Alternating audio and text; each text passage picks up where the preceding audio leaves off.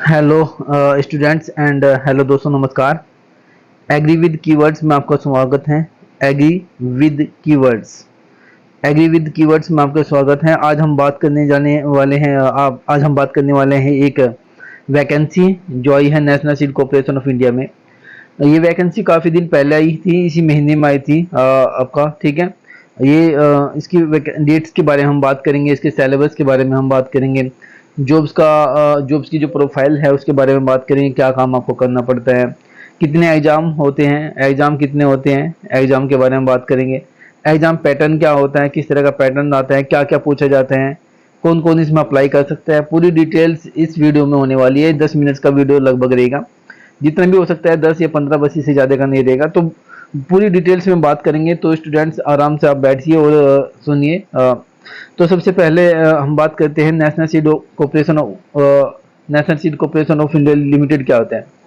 National seed corporation limited, national का मतलब होता है राष्ट्रीय, सीड का मतलब होता है आपका बीज, कॉर्पोरेशन का मतलब होता है संगठन, और लिमिटेड यानी कि ये क्या है, एनएससी है, गवर्नमेंट के अंदर, अंडर द गवर्नमेंट, इसे किसके अंतर्गत काम करती है, भारत सरकार के उपक्रम है ये, ठीक है।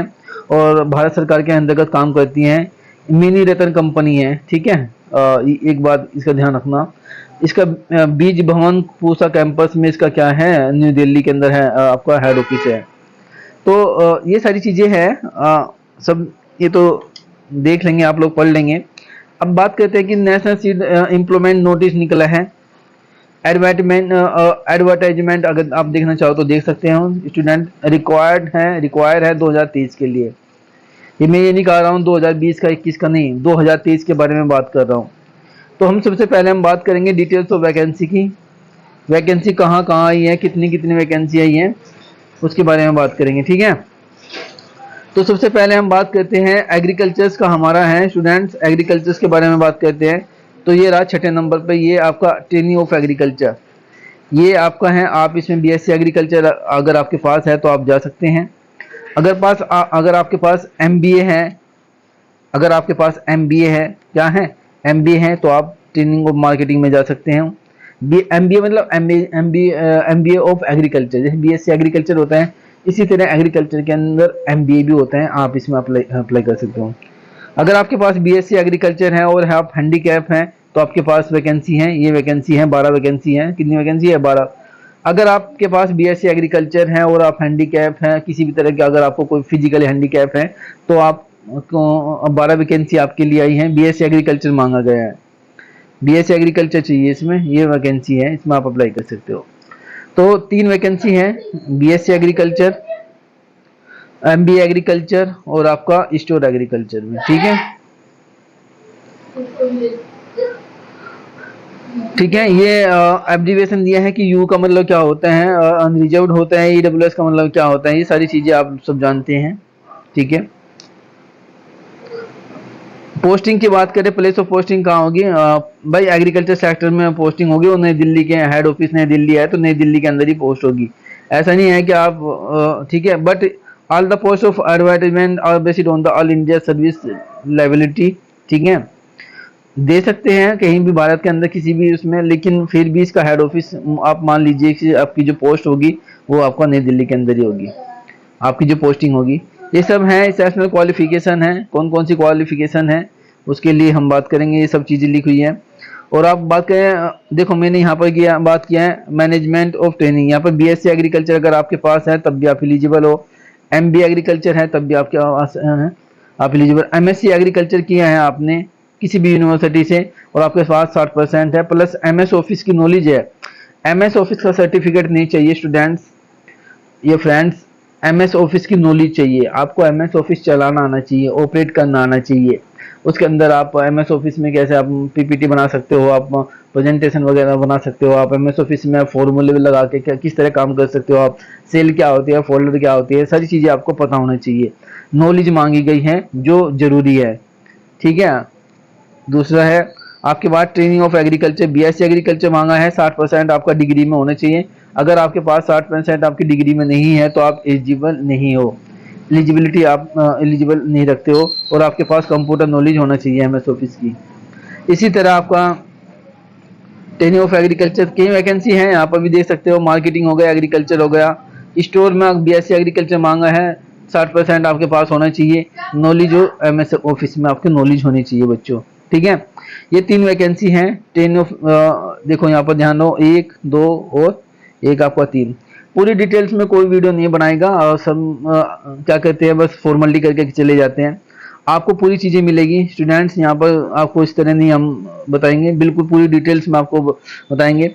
वैकेंसी की बात, जो कितने सैलरी मिलेगी सर, मंथली इनकम क्या होता है, तो अगर हम बात करें तो सबसे पहले हम बात करते हैं ट्रेनिंग की।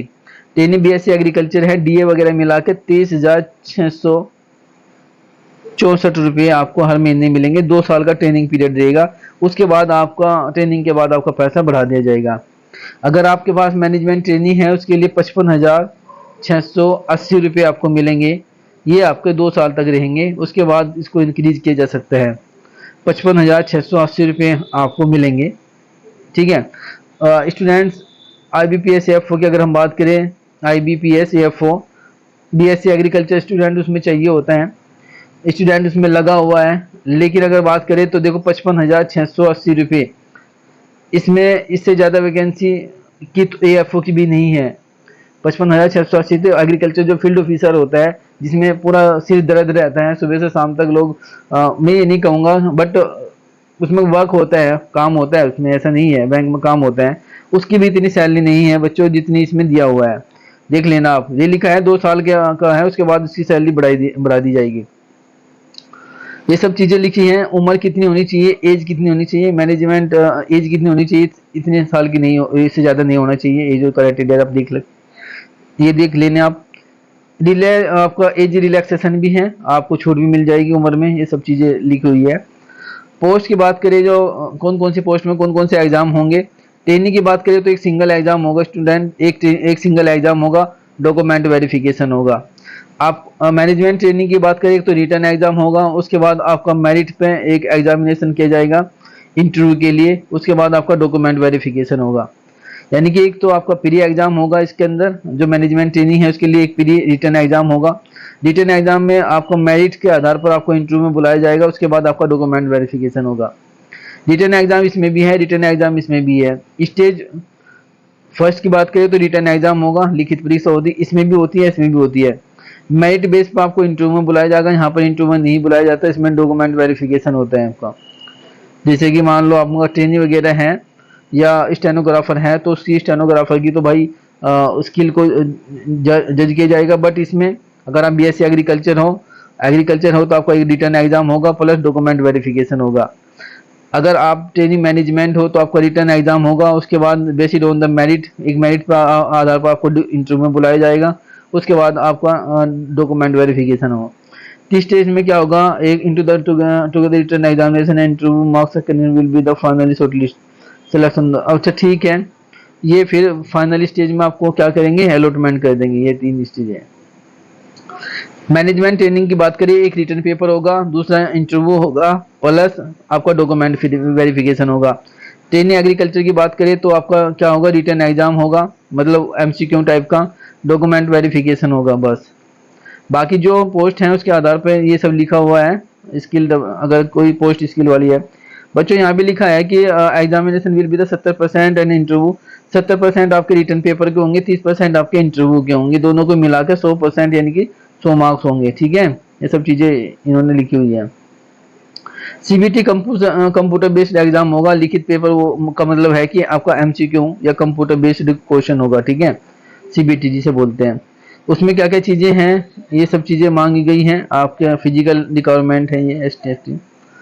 उसकी बात करें तो रोल ऑफ रेस्पॉन्सिबिलिटी कौन कौन सी क्या क्या मिलेगी, सब सुपरवाइजरी है, सब वर्क फील्ड में लगा, क्या काम रहेगा, सुपरवाइजरी रहेगा। आप सुपरवाइजर बना दिए जा सकते हो किसी के ऊपर, आप ऑपरेशन लेवल पर काम कर सकते हो फील्ड के अंदर या ऑफिस में, ये सब चीजें इसके अंदर लिखी हुई है। ये नेचर ऑफ एंगेजमेंट है, किसको क्या काम मिलेगा, ये सब चीज वही लिखी है ना, ट्रेनिंग एंड रेगुलर पोस्ट, ठीक है। पोस्ट एम टर्म कंडीशन क्या है, कितने पैसा भरा जाएगा अगर आप कोई बॉन्ड भी भरा जाता है बच्चों। इसमें देखो ऐसा है, मान लो अगर कोई स्टूडेंट्स इसमें आ गया, training of BSc agriculture training में वो उसका सिलेक्शन हो जाता है और वो जाना चाहता है तो उसको बॉन्ड भरना पड़ेगा 1,40,000 रुपये का। 1,40,000 रुपये का उसका टर्मिंग पीरियड लिखा भी होगा कि अगर आप 2 साल तक, अगर आप 2 साल तक छोड़ के जाते हो, 2 साल छोड़ते हो देना